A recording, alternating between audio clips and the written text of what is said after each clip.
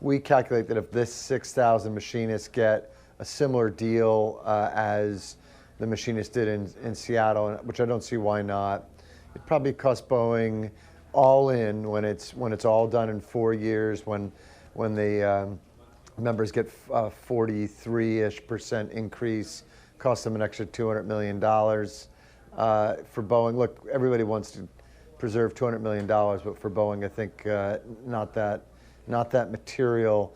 Plus, it's in the defense business. Some 40-ish%, 42% of that business is cost plus. So there's likely the ability to defray some of those costs through those cost plus contracts. So not that big of an issue, I think. George, it seems like Boeing is always in the headlines nonetheless, though, whether it's internally what's going on with employees or what's happening with their planes here. Have things seemed to have gotten any better, at least internally? Is this a more, a newer strike, if that makes sense? Or have there been a lot more claims being made?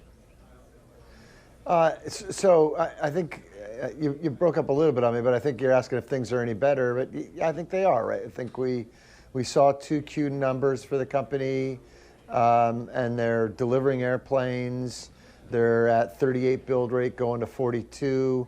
The defense business has got some problems, right, with the fixed cost contracts. They still eked out a bit of a profit this year. They've made about $200 million operating profit so far this year, so that's about the increase in the cost here to the machinists. Now, look, the things should continue to get better at that defense business. They have that big fixed price legacy programs. Though there's some very important programs inside that legacy fixed cost program business that they'll be happy they have over the years. One of them is the Stingray. It's an autonomous refueler that works off Navy aircraft carriers. I think in the future that'll be pretty important. The KC-46 is the tanker they build. That'll be very important as well. So I do think this is no sign that things aren't haven't turned around.